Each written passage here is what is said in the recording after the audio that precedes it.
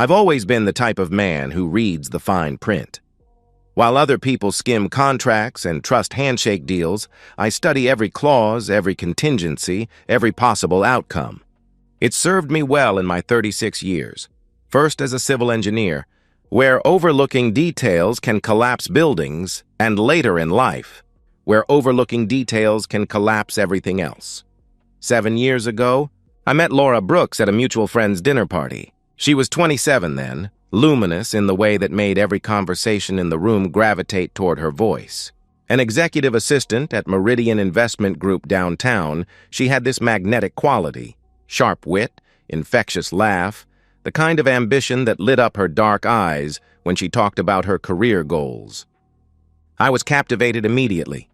I'd purchased my house 3 years before meeting Laura, a solid 3-bedroom colonial in Maplewood with good bones and better potential.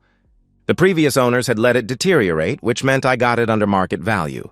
I saw what others missed: original hardwood beneath worn carpet, structural integrity behind cosmetic damage, investment potential where others saw only problems. My name alone on the deed, my down payment from years of careful saving, my equity built through weekend renovations, learning to tile bathrooms and refinish floors from YouTube videos and trial and error. Our courtship was intense and deliberate. Laura was drawn to my stability, the steady income, the owned home, the man who had his life mapped out in 5-year plans.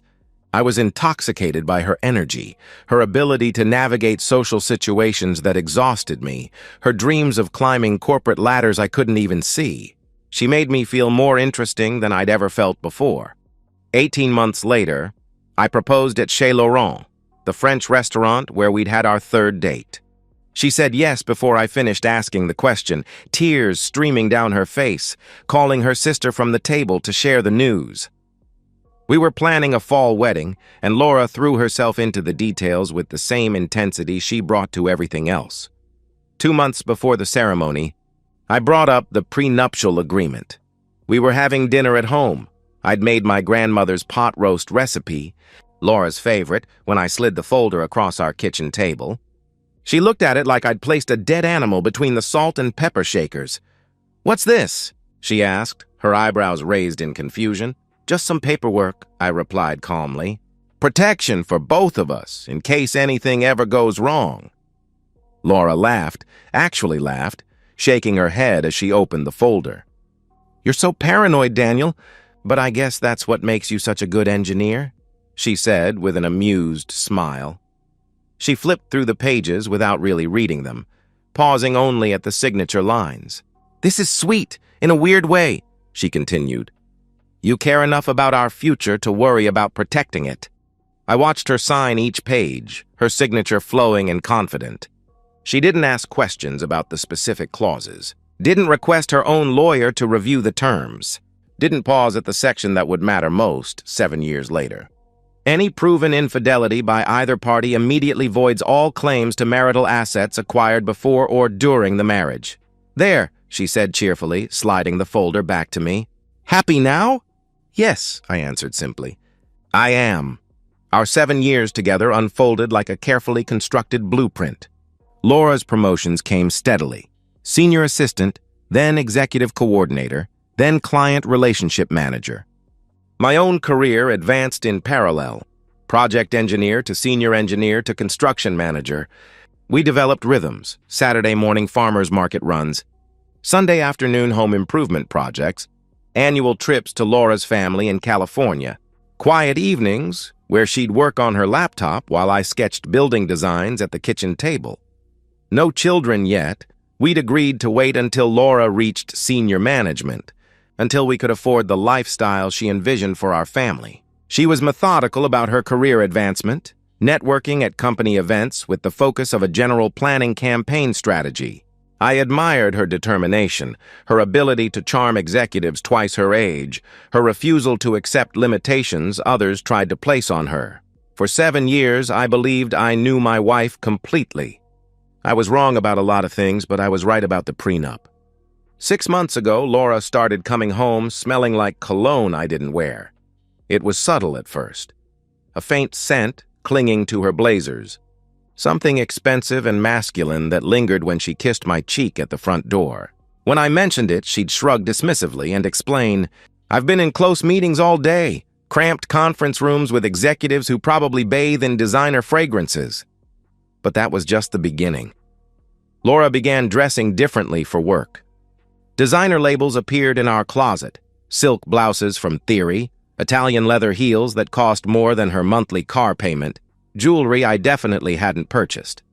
A delicate gold bracelet that caught the light when she gestured during conversations. Pearl earrings that made her look sophisticated in a way that felt unfamiliar. A pendant with a small diamond that nestled perfectly in the hollow of her throat. "New jewelry?" I asked one morning, watching her fasten the bracelet.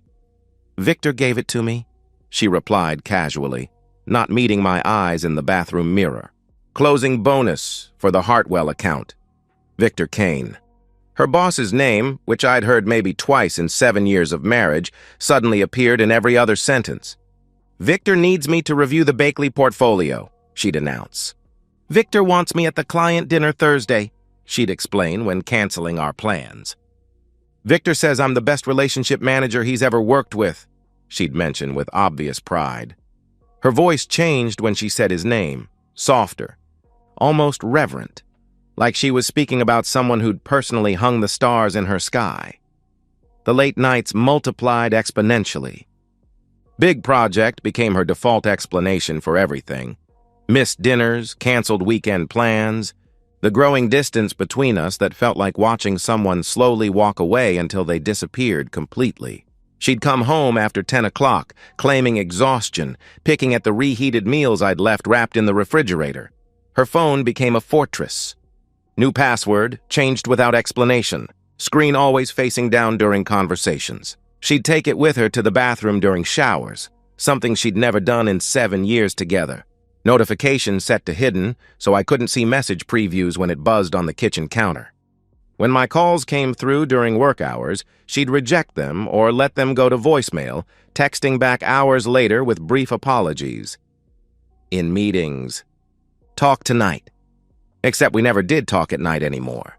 The intimacy between us died slowly, then all at once. Laura stopped initiating physical affection, stopped reaching for my hand during movies, stopped curling against me in bed on Sunday mornings. When I tried to bridge the growing gap between us, she'd claim headaches or exhaustion. "I'm just so tired lately," she'd murmur, turning away from me in bed. When she did comply with my attempts at intimacy, she was there mechanically, her body present but her mind clearly elsewhere, staring at the ceiling like she was calculating grocery lists instead of connecting with her husband. She stopped asking about my projects, stopped laughing at my dry observations about coworkers, stopped caring about the small rituals we'd built together over 7 years. Sunday morning coffee in bed, Friday night takeout while watching documentaries. The way we used to debrief our weeks over shared meals and actual conversation. I found myself lying awake nights, listening to her breathe beside me, feeling like a stranger had infiltrated my bed and my life. The woman who used to tell me everything now shared nothing. The wife who used to seek my opinion on work decisions now made choices I heard about secondhand, if at all. 4 months into these changes, I considered confronting her directly. But my engineering mind rejected that approach. Too many variables, too much risk of her covering tracks or convincing me I was paranoid. If Laura was having an affair, asking directly would only teach her to be more careful. I needed evidence. I needed certainty.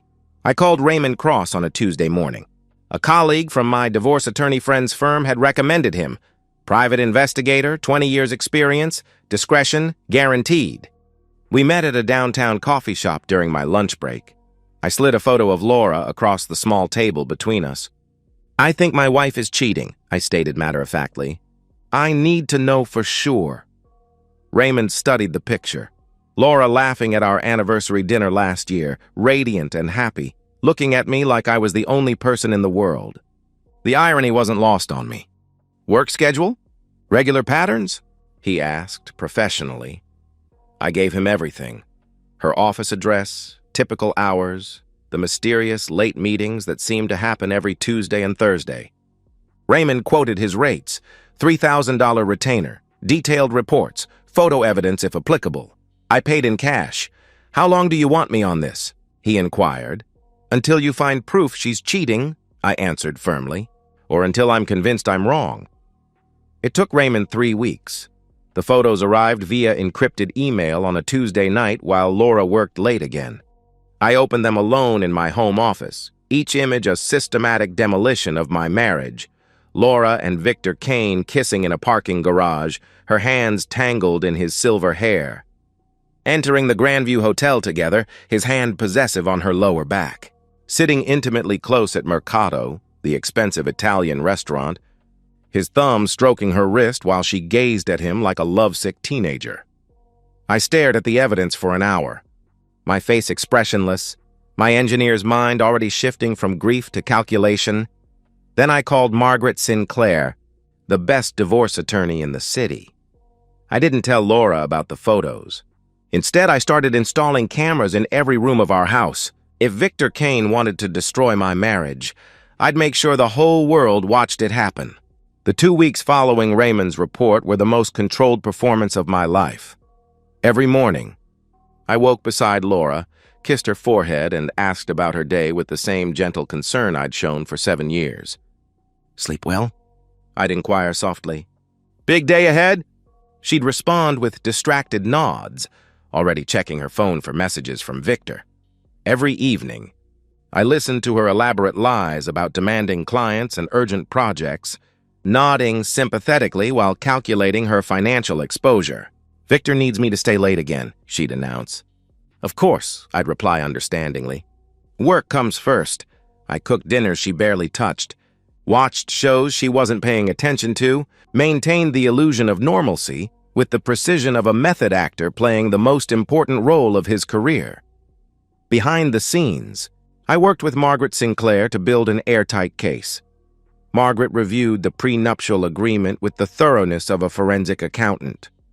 The document had been drafted by Bakley, Klein & Associates 7 years ago, one of the city's top family law firms, ironically. Every clause was enforceable, every contingency legally sound. The infidelity provision was explicit and devastating. Any proven adultery immediately voided all claims to assets acquired before or during marriage. "This is bulletproof," Margaret declared, sliding the prenup back across her mahogany desk. "Your wife will walk away with exactly what she brought into the marriage, her personal belongings and that Honda Civic. Everything else stays with you." I filed for divorce 2 weeks after receiving Raymond's evidence. Margaret cited irreconcilable differences in the public filing, but attached the adultery evidence in sealed court documents. The court date was set for 90 days out, standard procedure.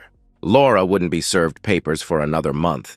Strategic timing, Margaret recommended, to prevent her from hiding assets or preparing a defense.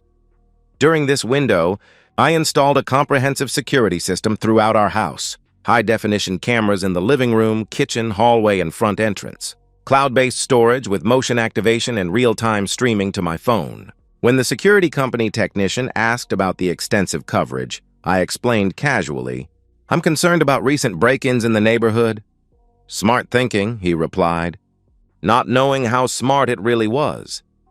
I documented our marital assets with obsessive detail, bank statements going back 7 years, investment portfolio summaries, retirement account balances, the recent house appraisal showing $300,000 in equity, receipts for every major purchase, proof of my sole ownership of the property. Margaret assembled everything into an impenetrable financial fortress that would withstand any challenge Laura's eventual attorney might mount. Then I made a calculated decision that revealed the true scope of my planning. Contacted the HR department at Meridian Investment Group, not to file a formal complaint. That would be too obvious, too traceable back to me. Instead, I had Raymond send an anonymous tip about potential ethics violations involving senior management and subordinate staff, suggesting they might want to investigate Victor Kane's professional conduct with certain employees. Investment firms live in terror of liability lawsuits. Sexual harassment claims, preferential treatment allegations, workplace relationship scandals, any of these could trigger regulatory investigations and massive financial exposure. HR departments at firms like Meridian don't ignore anonymous tips. They investigate them with the paranoia of people whose bonuses depend on avoiding scandals. I also began subtle social preparation. At dinners with mutual friends, I'd mention casually that Laura seemed stressed lately. "I'm worried about her work demands," I'd confide to our friends Mark and Sarah over dinner. "I just hope our marriage can survive her increasingly demanding career." "You're such a supportive husband," Sarah would respond sympathetically. "Laura's lucky to have you. If only she knew." My emotional state during this preparation phase surprised me. I expected rage, devastation, the classic stages of grief everyone talks about. Instead, I felt oddly calm, almost clinical. Grief would come later, I told myself. During those 2 weeks, I felt like I was back in college, solving a complex engineering problem. Variables, constraints, optimization, finding the most efficient path to the desired outcome. The difference was, the stakes weren't a grade. They were my entire life. I spent my evenings in the home office, reviewing divorce paperwork and surveillance reports, while Laura worked late with her lover 20 floors above downtown. The irony wasn't lost on me. She was building her new life while I was systematically dismantling the old one, and neither of us knew what the other was doing. One night, I sat at my desk reviewing the financial statements Margaret had prepared when I realized I felt no guilt about what was coming. Laura had made her choices with full knowledge of their potential consequences. Victor had walked into another man's marriage with arrogance and entitlement, assuming the methodical husband would simply step aside when confronted with his superior charisma and financial power. They were both about to learn what happened when you underestimated the man who always read the fine print. Laura came home that night after 11, kissed my cheek absently, and disappeared upstairs. I watched her go, then returned to my laptop where Raymond's latest surveillance photos were waiting. Laura and Victor from that very evening, laughing over wine at the Grandview Hotel bar, her hand resting on his thigh, looking happier than I'd seen her in months. I closed the laptop and whispered to the empty room. One more week. On Tuesday evening, exactly 3 weeks after I filed for divorce, Laura walked through our front door holding Victor Kane's hand. He'd come to my house to claim my wife. He had no idea he was walking into a trap. I was reading a structural engineering journal on the living room couch when I heard the key turn in our front door. 8:47 p.m., later than usual for Laura's client meetings. Then I heard something that made my pulse quicken. 2 sets of footsteps. The cameras were recording. Laura entered first, and behind her, holding her hand with casual possessiveness, was Victor Kane. I recognized him immediately from Raymond's photographs. 6'2", broad shoulders filling an expensive charcoal suit, salt and pepper hair styled with the precision of a man who'd never been told no in his privileged life. He surveyed my living room with barely concealed contempt, like a real estate developer touring a property he was considering demolishing. I looked up from my journal, set it carefully on the coffee table. "Can I help you?" I asked calmly. Victor laughed, actually laughed, and walked deeper into my living room without invitation. His confidence was staggering, the arrogance of a man accustomed to taking whatever he wanted simply by wanting it. "Actually, yeah," he replied with condescending amusement. "I'm here to talk to you about Laura." His tone was like he was explaining basic mathematics to a child. Victor sat on my couch, spread his arms across the back cushions like he already owned the furniture, and delivered his speech with the casual cruelty of someone who'd clearly rehearsed these words. "Look, Daniel," he continued, "we both know this marriage has run its course. Laura deserves better than whatever this is." He gestured dismissively at our home, at me, at 7 years of shared life. "And I'm here to do the right thing. I'm asking you to let her go cleanly. No hard feelings." Laura stood beside him, chin raised, trying to project confidence, but her eyes betraying nervousness. She'd worn her best dress for this occasion, I noticed, the black one I'd bought her for our anniversary dinner 2 years ago. The symbolism felt intentional. "It's time we stopped pretending, Daniel," she added, her voice carrying forced maturity. "You and I have been over for a while. We both know it." I let them finish their prepared presentation. Then I stood, walked to the kitchen where I'd prepared the manila envelope that morning, and returned. I dropped it on the coffee table between them with a heavy thud that echoed in the sudden silence. "What's that?" Laura asked, her confidence cracking like ice under pressure. "Private investigator's report," I replied, my voice ice cold. "Photos, videos, timestamps, witness statements. You two have been screwing for 3 months. Tuesday and Thursday evenings mostly. The Grand View Hotel, Suite 412. You're creatures of habit." Victor's smirk evaporated like smoke. Laura went pale, her hand reaching toward the envelope, then pulling back like it might burst into flames. I continued, each word a surgical strike designed for maximum damage. "I filed for divorce 3 weeks ago. The prenuptial agreement you signed, Laura, the one you didn't bother reading, clearly states that infidelity voids all claims to marital assets. You get nothing. No house, no savings, no retirement accounts. You'll leave this marriage exactly as you entered it, with your car and your clothes." Laura tried to stand, panic overtaking her carefully constructed composure. "Daniel, wait," she pleaded desperately. "We can talk about this." "Sit down," I commanded sharply. The authority in my voice made her collapse back onto the couch like her strings had been cut. I turned to Victor, and the temperature in the room dropped to Arctic levels. "And you," I said coldly. "You're trespassing. Those cameras," I pointed to the living room security system, "are recording everything. You entered my home without invitation and attempted to intimidate me into surrendering my wife. That's breaking and entering, harassment, and depending on how I frame it to the police, possibly extortion." Victor stood, trying to reclaim his dominant position through sheer physical presence. "I didn't threaten you," he protested. "You demanded I give you my wife," I interrupted. "In my house, after screwing her for 3 months behind my back. That's absolutely a threat." Victor stepped forward, towering over me, puffing his chest like a territorial animal. "You think you scare me?" he sneered arrogantly. "I make more in a month than you make in a year. I'll bury you in legal fees. I'll destroy—" I moved. The first strike was precise, both hands grabbing Victor's expensive lapels and slamming him against the wall hard enough to crack the plaster.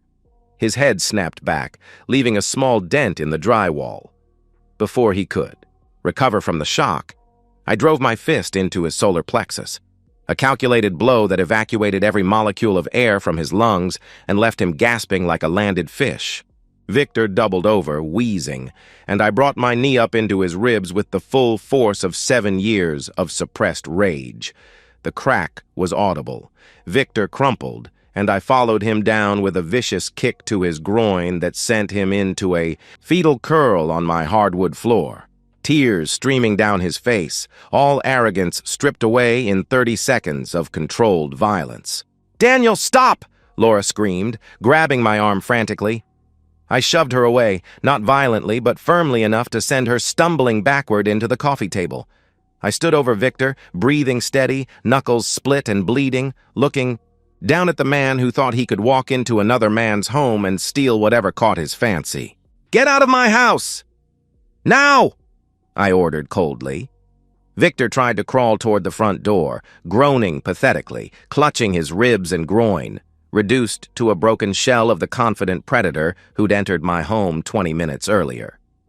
Laura rushed to help him, both of them sobbing now, all pretense shattered, the ugly reality of their situation finally penetrating their delusional bubble. I picked up the divorce papers from the side table and threw them at Laura's feet. "Sign them," I instructed firmly. "Don't contest. The evidence is overwhelming and you cannot win." Laura knelt beside Victor, supporting his weight, mascara running down her face like black tears. "Daniel, please," she begged desperately. "We can work something out. Oh, and one more thing," I announced, crossing my arms almost casually.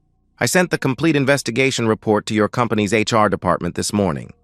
Detailed evidence of your affair, including documentation that Victor used company resources, expense accounts, client dinners, business travel, to facilitate your relationship. They'll be calling you both in tomorrow. Workplace relationships between management and subordinates violate Meridian's ethics code. I checked. Laura's face crumbled completely. Victor groaned, barely conscious, probably concussed. They stumbled toward the door together, Victor leaning heavily on Laura, leaving small drops of blood on my pristine hardwood floors. I followed them, opened the door, and watched them struggle down the front steps. Victor could barely walk. Laura was sobbing hysterically, trying to support his weight while fumbling with her phone. I closed the door, locked it, engaged the deadbolt, and walked to the kitchen. I poured myself 2 fingers of Jameson and sat at the kitchen table, hands shaking slightly from adrenaline, but face completely calm. My phone buzzed. Text from Margaret Sinclair. "Papers served. She has 30 days to respond. Judging by the security footage you're streaming me, I don't think she'll contest." I allowed myself a small smile. The next morning, Laura and Victor learned that destroying a marriage has collateral damage far beyond a living room. The morning after the confrontation, both Laura and Victor received calls from Brenda Lawson, head of HR and legal compliance at Meridian Investment Group. Neither knew the other was being summoned. Neither suspected the systematic destruction about to unfold. Margaret received the details through court filings and discreet inquiries Raymond made with contacts throughout the financial district. The investment world is surprisingly small, and scandals travel fast. Brenda sat across from Laura in a sterile conference room at 9 a.m. sharp, a thick folder between them. My investigation report, meticulously organized and legally devastating.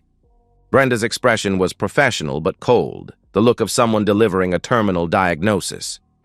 "We've received comprehensive evidence of a workplace relationship between you and Victor Kane that violates company policy," Brenda began without preamble, her voice clinical.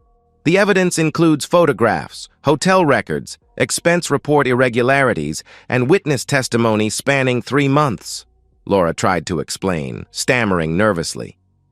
"It's not what it looks like. This is recent, and it doesn't affect my work." "Mr. Kane used company credit cards for personal dinners with you," Brenda interrupted sharply. "He approved expense reports for travel where you shared accommodations. He gave you bonuses and raises that our review suggests were not merit-based. This creates massive liability for the firm, sexual harassment claims, preferential treatment, financial impropriety." The parallel conversation with Victor happened simultaneously in another conference room. He tried to bluster, threatening legal action. "This is harassment," he declared indignantly. "I've been with this company for 15 years, which makes your behavior even more inexcusable," Brenda replied coldly. "You knew better." "Effective immediately," she continued to both of them. "In separate rooms, you are terminated for gross violation of our ethics code and professional conduct standards. Security will escort you out. You have 1 hour to collect personal belongings. Your final paychecks will be mailed. Any attempt to contact clients or employees will result in legal action for corporate espionage." Their walk of shame became legend in downtown financial circles. Both escorted by security through the main office during peak morning hours, carrying boxes of personal items while hundreds of colleagues watched in stunned silence. Phones appeared, taking photos, typing messages. By lunch, the story had spread through every investment firm in the city. A junior analyst whispered to his cubicle neighbor, "Did you hear about Victor and Laura?" "The affair?" his colleague replied, not looking up from his screen. "Everyone's talking about it. Company credit cards, hotel rooms, the whole thing. Career suicide," the first one concluded. "Nobody's going to touch them after this." Victor's destruction was particularly spectacular. As a senior vice president, his career had been built on reputation and network connections.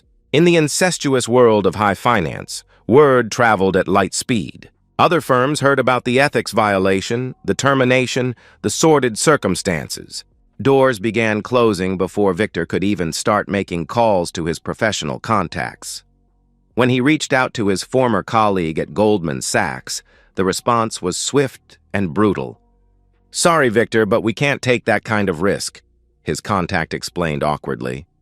You understand, Laura faced similar professional exile, but with added social judgment. She'd been the subordinate in the affair, which somehow made her more culpable in the twisted calculus of workplace gossip.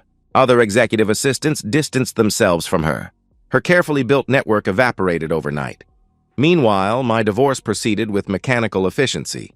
Margaret filed motions, presented irrefutable evidence, and Laura's court-appointed attorney, an overworked public defender, she could barely afford without her Meridian salary, advised her not to contest. The prenup is airtight. He told her during their brief consultation, shaking his head. The photographic evidence is overwhelming. You signed this agreement voluntarily with independent counsel available. You will lose, and fighting will only cost you money you don't have. But surely there's something... Laura began desperately. Nothing, he replied firmly.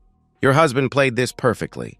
60 days after the confrontation, the divorce was finalized. I retained the house, all savings accounts, all retirement portfolios, all investments. Laura received her personal belongings, her Honda Civic with 18 months of payments remaining, and exactly nothing else. 7 years of marriage. And she walked away with less than she'd entered with because now she carried legal fees she couldn't pay.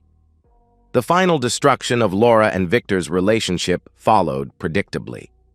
Without jobs, without money, without the forbidden thrill of secrecy that had sustained their affair, their love evaporated like morning fog. They fought constantly in her cramped studio apartment. This is your fault, Victor accused angrily. You should have been more careful. My fault? Laura shot back bitterly. You're the one who insisted on using company cards for everything. You could have said no, he replied, coldly. Just like you could have kept it in your pants? She retorted. Margaret gleefully included their mutual recriminations in court documents as evidence of their complete lack of remorse. Within 2 months of the confrontation, Victor and Laura broke up viciously in the parking lot of Laura's new studio apartment. Victor moved to Phoenix, taking contract work at 60% of his previous salary, unable to get recommendations from any firm in our city. Laura moved to Denver, working administrative jobs for a third of her Meridian income, starting over from absolute zero at 34 years old. The chapter ended with me receiving the final divorce decree in the mail. I filed it carefully in my home office, poured myself a drink, and felt nothing. Not triumph, not satisfaction, not even relief, just quiet. 6 months later, I realized I hadn't thought about Laura in weeks. That's when I knew I'd truly won. 6 months after the divorce finalization, I sit on my back porch on a Saturday morning, coffee in hand, watching sunrise paint my well-maintained yard in gold and amber. The house is entirely mine again, quiet, clean, peaceful in a way it hasn't been in years. I've had the walls repainted, replaced the furniture Laura had chosen, made the space my own again. The anger that sustained me through investigation and confrontation has faded, replaced by something gentler. Acceptance, maybe, or simply indifference. Laura is a closed chapter, filed away like the divorce decree in my office. My life has moved forward deliberately. I received a promotion 3 months ago, senior project manager, leading the firm's largest infrastructure contract. My colleagues respect me. Word of my divorce spread quietly, but without judgment. In their world of engineers and contracts, my methodical approach to dissolving my marriage simply confirmed what they already knew. Daniel Hayes thinks ahead. I'm dating again. Nothing serious, nothing rushed. Claire, a landscape architect I met through mutual friends. She's divorced herself. Funny and kind and refreshingly direct. We take walks, cook dinners together, share stories about our cautious re-entries into vulnerability. I find myself laughing more, sleeping better, remembering what peace feels like. My coworker Jason asked me once over lunch, "Whatever happened to Laura?" I shrugged, taking a bite of my sandwich. "She's gone," I replied simply. "That's all that matters." I never think about her anymore, and when I do, it's with the detached curiosity you might feel about a stranger who once briefly intersected your life. Meanwhile, 800 miles away in Denver, Laura sits in a cramped studio apartment. scrolling through old photos on her phone late at night when she can't sleep. Pictures of the house she lost, the life she destroyed, the confident woman she used to be when she thought she was untouchable. She tried reaching out to me once, 3 months after the divorce. A long email apologizing, explaining, pleading for acknowledgement. I blocked her address immediately. She tried reaching out to Victor. He never responded. She works as an administrative assistant now at a mid-sized logistics company, making barely enough for rent and groceries. She's lost weight she couldn't afford to lose, developed insomnia, sees a therapist on a sliding scale payment plan. Every night, she thinks about the prenup she didn't read carefully, the man she underestimated completely, and the choices that cost her everything. I'm in my home office, reviewing blueprints for a new project, when my phone buzzes. A text from Claire asking if I want to grab dinner tonight. I smile, type back, yes, looking forward to it, and return to my work. People ask me sometimes if I regret how things ended, if I think I went too far. If I feel guilty for destroying Laura's life so completely, I don't. She made her choices. Victor made his. I simply ensured they faced the consequences, and now, sitting in the house I built, with my life reconstructed on my own terms, I sleep perfectly well at night, because in the end, I didn't just win the divorce, I reclaimed my dignity, my peace, and my future, and no one, no arrogant boss, no faithless wife, no amount of betrayal was ever going to take that from me.